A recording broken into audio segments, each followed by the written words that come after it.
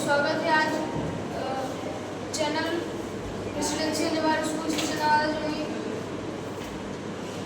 उम्मीद करता हूँ आप लोग स्वस्थ होंगे, अच्छे होंगे। तो बिना समय गवाए मैं शुरू करता हूँ आज का पहला सवाल। चलिए, हमारा पहला सवाल ये कह रहा है कि ऐसा एक फिगर है बना हुआ। अब इसमें हमें बोल रहा है कि x का मान निकालना है। अगर ये 70 है, ये 35 और ये दोनों जो लाइन है ये दोनों पैरेलल है। तो अब इसमें कैसे बनाएंगे? देखिए, ये एंगल को अगर ये एंगल से जोड़ देते हैं तो ये इसके बराबर होगा। ये वक्त है। तो क्या करेंगे? 70 सबसे पहले तो ऐसा लिखेंगे कि QOR एंगल Q को R बराबर 70 डिग्री प्लस 35 डिग्री हो जाएगा हमारा 105 डिग्री। अब हमारा एंगल Q या फिर ऐसा देखिए, यहाँ पे QOR ओ लिखिए, क्योंकि इसका ये जो पॉइंट है यहाँ से यहाँ तक इसका स्पेसिफिक नाम है O, और इसका ये एंगल तो हमारा x हो जाएगा हमारा। देखिए,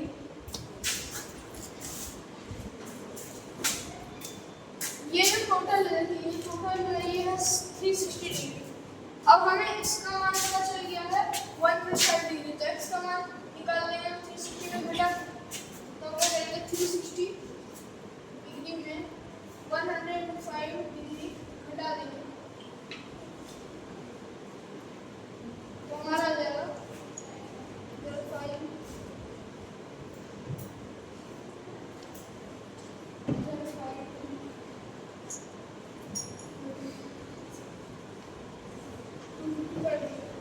उम्मीद करता हूं सवाल। हमारा अगला सवाल है ये 70 नंबर। इसमें कह रहा है हमें z का वैल्यू निकालना है। z का हमें वैल्यू निकालना है। अगर ये जो है टोटल ये 90 डिग्री है और इधर से ये टोटल 90 डिग्री, तो z का वैल्यू। तो देखिए, अब x और y का अनुपात हमें दिया गया है रेशियो 2:3, और हमें ये पता है कि ये यहाँ से लेकर यहाँ तक 90 डिग्री, मतलब इसके इधर ये जो x + y होगा वो भी 90 डिग्री। तो हमें पता चला कि x + y = 90 डिग्री। सबसे पहले तो मान लेंगे या फिर छोड़िए मान late x and y be 2a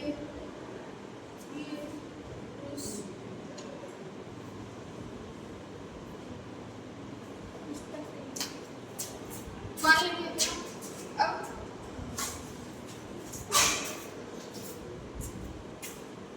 अब 2a + 3a × 90 डिग्री है, तो 5 = आ गया हमारा 90 डिग्री, और इसलिए a का मान आ जाएगा हमारा 5 से कट जाएगा, 7 से 5 हो गया।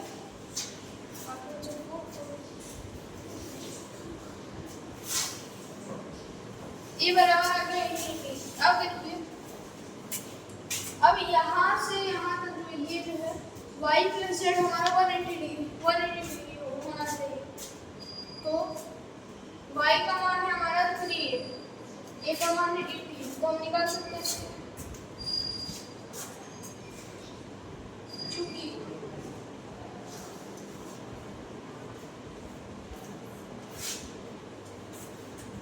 y + z 180 डिग्री और y = 2a + z = 180 डिग्री। तो a का वैल्यू है 18, तो 2 × 18 + z =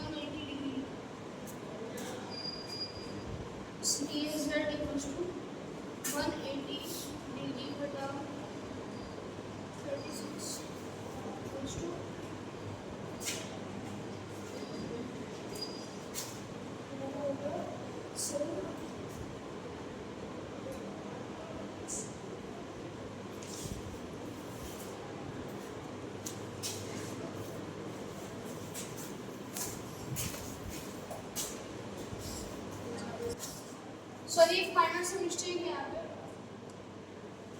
यहाँ पे 293 होगा, ठीक है, y1 3 है।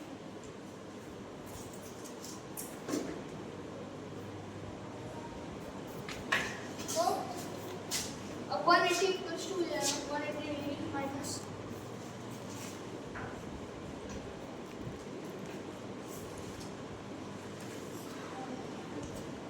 अब 83 जो हमारा हो जाएगा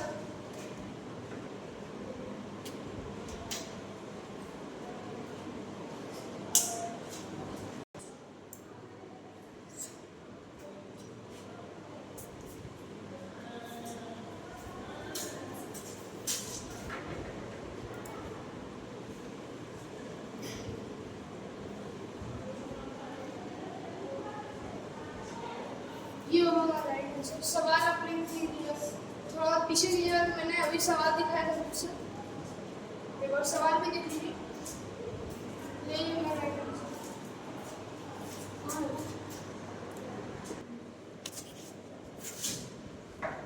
हमारा अगला सवाल है 39 नंबर। एक छात्रावास में 60 लड़कों के लिए 15 दिन का भोजन की व्यवस्था है। यदि 5 दिन के बाद छात्रावास में 15 लड़के और आ जाते हैं तो शेष भोजन कितने दिन तक चलेगा? तो हमारा सबसे पहले तो निकालेंगे कि भोजन कितना यूनिट भोजन है। तो पहले लिखेंगे टोटल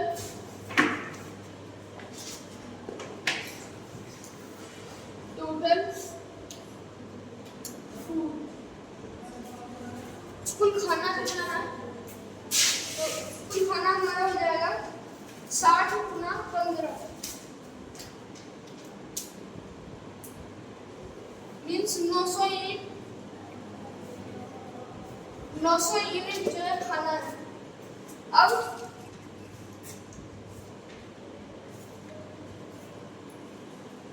900 यूनिट टोटल खाना है। अब देखिए, अब क्या है सवाल की 15 दिन के बाद 15 दिनों की भोजन की व्यवस्था है। तो 15 दिन का कितना निकल गया हमारा? 60 आदमी है, 15 दिन का भोजन है, 900 यूनिट खाना है टोटल। अब बोला 5 दिन के बाद छात्रावास में 15 लड़के और आते हैं। 5 दिन के बाद, और देखिए 5 दिन के बाद कितना खाना खत्म हो गया? फूड और 5 डेज, 5 दिन में हमारा खत्म हो जाएगा खाना। टोटल 5 गुना 60 मीन्स 300 यूनिट खाना खत्म हो गया। रेस्ट कितना है? अब 300 यूनिट खाना खत्म हो चुका है मीन्स बच गया 900 बटा 300, 600 यूनिट खाना बचा हुआ। 600 यूनिट खाना बचा हुआ है। अब देखिए 15 लड़के और आ गए, 15 लड़के। अब टोटल बॉयज हो गए हमारे, टोटल बॉयज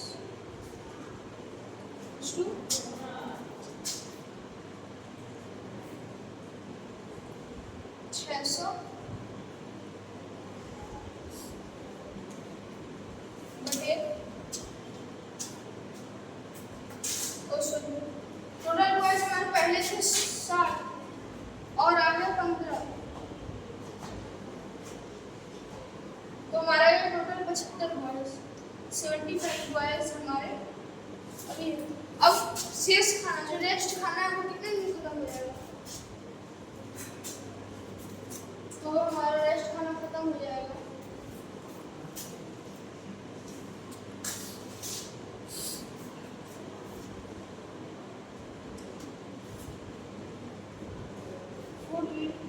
फिनिश।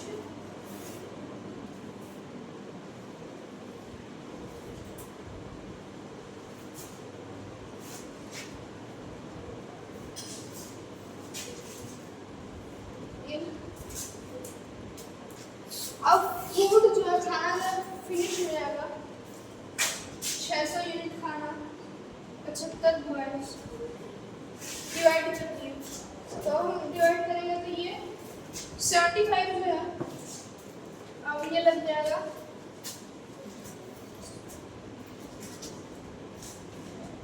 कट जाएगा 5 से डिवाइड, 5 से ही कट गया, 15 बार में 5 से ही कट जाएगा 121। अब ये दोनों कट जाएगा, 15 से 120 कट जाएगा,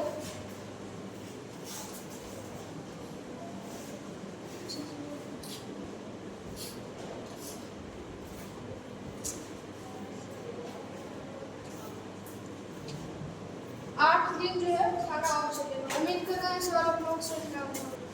चलिए बढ़ते हैं अगले सवाल की ओर। हमारा अगला सवाल है 23 नंबर। 23 नंबर कह रहा है एक आयताकार हॉल के फर्श को 150 सेमी चौड़ाई वाले लंबी दड़ी से ढका जाता है। यदि हॉल की लंबाई और चौड़ाई क्रमशः 20 मीटर एवं 18 मीटर है तो 10 रुपये प्रति मीटर की दर से हॉल की हॉल में दड़ी बिछाने का व्यय होगा। इसे हमको निकालना है। देखिए सबसे पहले तो हम क्या करेंगे, जो हॉल है वो उसका जो हमें बीमा दी गई है वो दिया गया लंबाई चौड़ाई मीटर में। अब दड़ी का जो हमें चौड़ाई दिया गया वो दिया गया सेंटीमीटर में। सबसे पहले इसको मीटर में बदल देंगे। दड़ी की चौड़ाई बराबर हो गया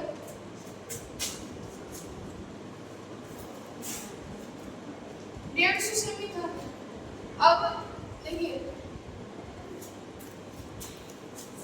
100 सेंटीमीटर में 1 मीटर होता है, तो हमारा 150 सेंटीमीटर में 1.5 मीटर हो जाएगा। चलिए ये हमारा दरी की चौड़ाई निकल गया। अब हमें निकालना है कि दड़ी को बिछाने का खर्च कितना है। सबसे पहले हम क्या करेंगे, दड़ी कितना ढक रहा है, मतलब कितना भाग जमीन जो भी है ढक रहा है वो कितना अंदर ढक रहा है। तो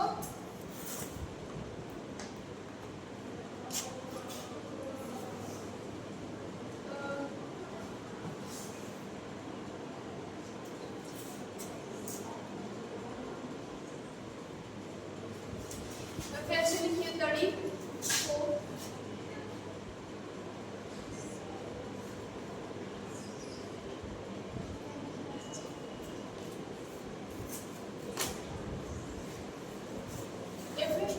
सीधा लिखिए दड़ी की लंबाई।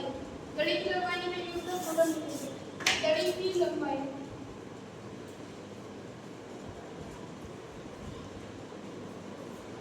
ये हो गया हमारा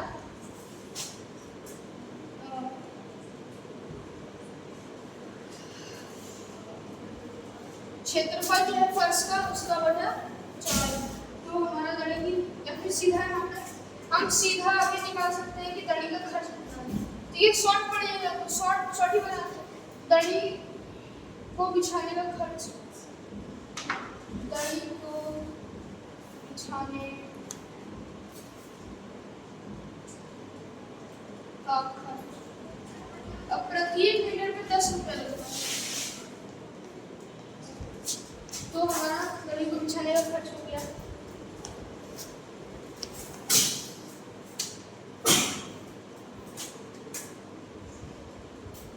20। फर्श का जो दिया गया है वो है 20 मीटर और 18 मीटर। तो यहाँ पे लिखेंगे 20 मीटर और 18 मीटर बटे 1.5। अब गुना 1 मीटर में लगता है 10 रुपया। अब निकालेंगे उसको, ये पॉइंट ऊपर चला गया, 3 से कट गया 5 वाला, 3 से कट गया 6 वाला, 5 से कट गया 4 वाला। अब इसका टोटल आ गया 240 गुना 10 मीन्स 2400 रुपये।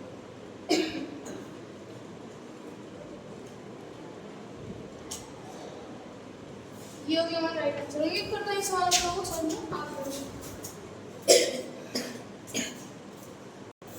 अब हमारा अगला सवाल है 23 number. x + x + 3 x + 6 x + 9 x + 12 x + 15 इसका जो टोटल का औसत है हमारा एवरेज वो है 15। तो प्रथम 3 मीन्स फर्स्ट 3 का एवरेज कितना होगा ये हमें निकालना है। सबसे पहले हम क्या करेंगे कि x + 3 है, x + 6 है, x + 9 है,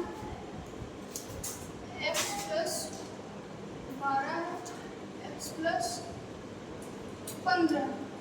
ये हमारा जो है 5 नंबर दिए हैं। इसका हमें क्या करना है, औसत निकालना है, एवरेज।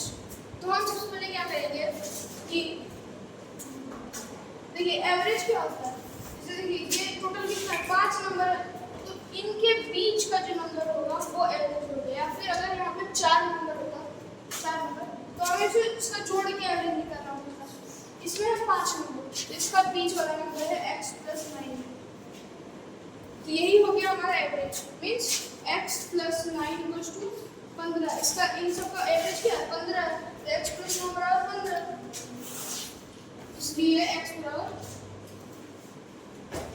15।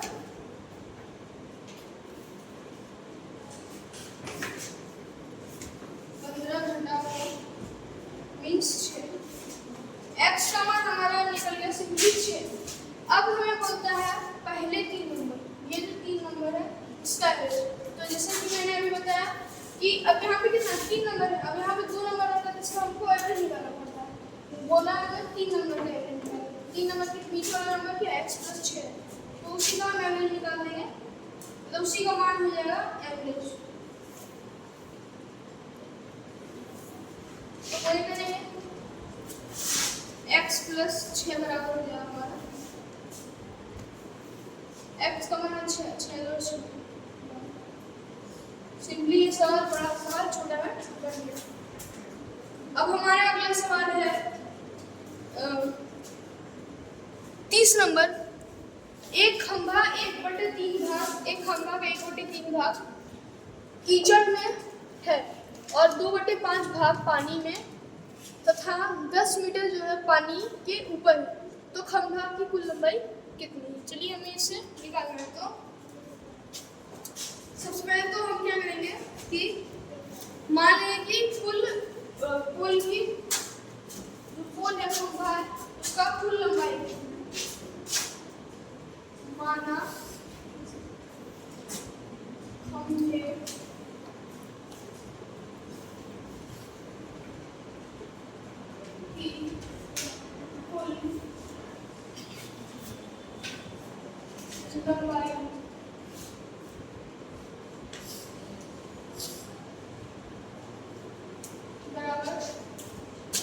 खंभे की कुल लंबाई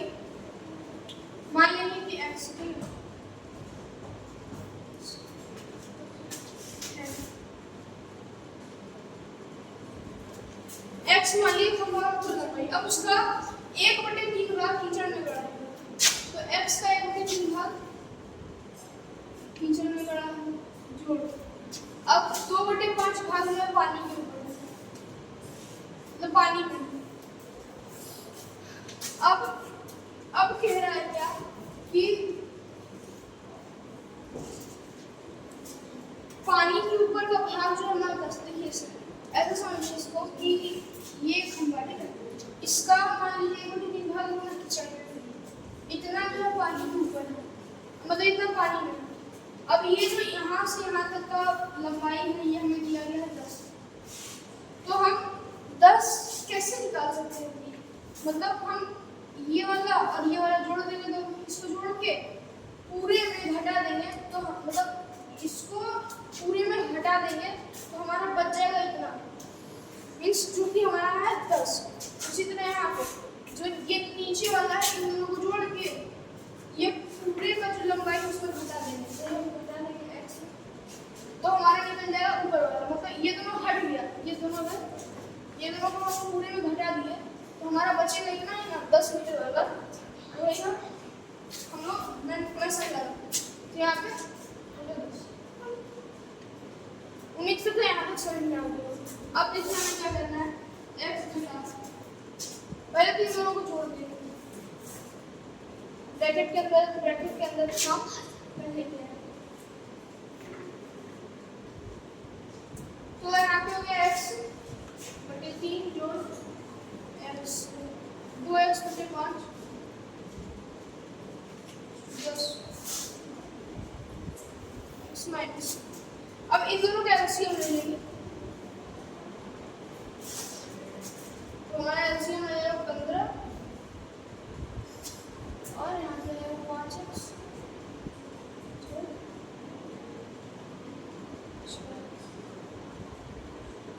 ये हमारा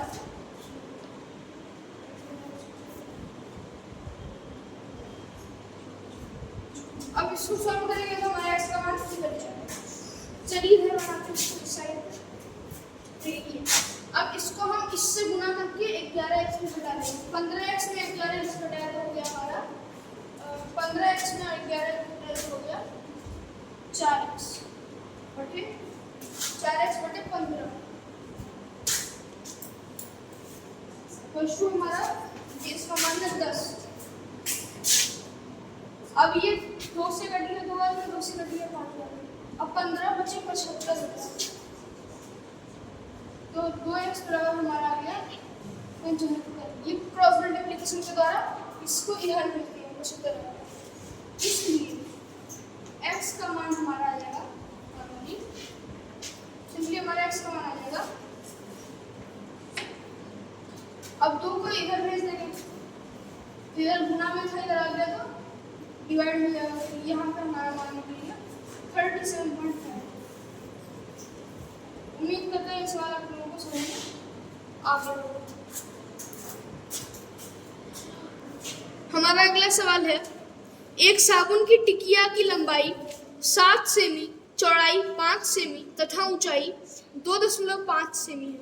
गत्ते के डिब्बे में जिसकी लंबाई चौड़ाई और ऊंचाई क्रमशः 56 सेमी, 40 सेमी और 25 सेमी है, ऐसे कितने टिकियां रखी जा सकती है। चलिए ऐसा सॉल्व करते हैं। इस तरह के सवाल में हमारा एक ही फॉर्मूला लगता है जो हमारा जिसमें हमें हटाना है। ठीक है, जो हमारा गत्ता का है उसका आएगा उसको हम दर्शाएंगे एल बी बड़ी वाली एल बी एच बड़ा वाला। ये बड़ा है तो इसको बड़ा वाला एल और बी और एच। और जो ये साबुन की टिकिया छोटी छोटी है उसमें डालना है ये हो गया एल छोटी है ना छोटी भी ठीक यही करना है। अब बड़ा वाला का जो ये सबसे पहले तो लिख के बनाना है तो लिख के बनाएंगे टिकिया साबुन की टिकिया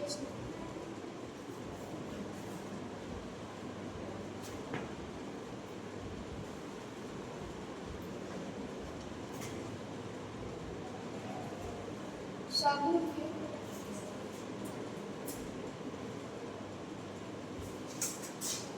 टिकियों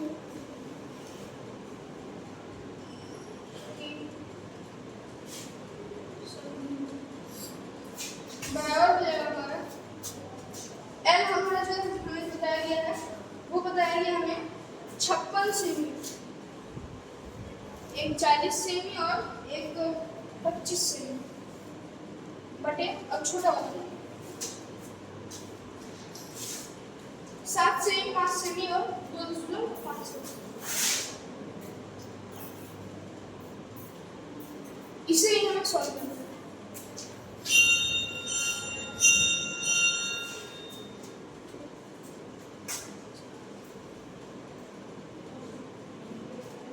सात कर देगा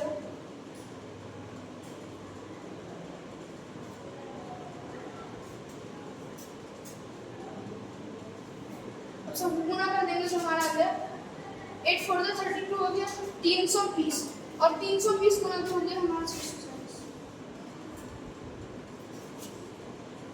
ये मेरा उम्मीद करते हैं इस वाला आप लोगों को समझ में अब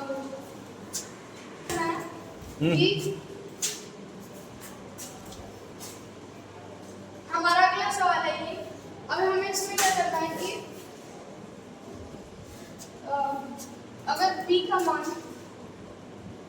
0 नहीं है तो हमें निकालना है b का मान निकालना है। तो हमें एक जानकारी इसमें दी गई है कि b बराबर 0 नहीं है। सबसे पहले हम क्या करेंगे कि ये देखिए एलसीएम आ रहा है यहाँ पे b, तो b और b का एलसीएम जो है b ही होगा। अब एलसीएम वही हो गया तो ऊपर वाला सीधा सीधा कर देंगे। अब देखिए जोड़ प्लस से माइनस से कट जाएगा क्योंकि दोनों घट के फिर 0 ही होगा ना, तो कटा दिए सिंपली 4b² बटे b = 16/17।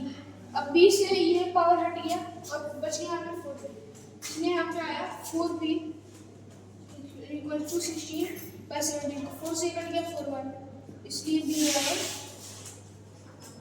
4%। उम्मीद करता हूँ सवाल आप लोगों को समझ में आ गया।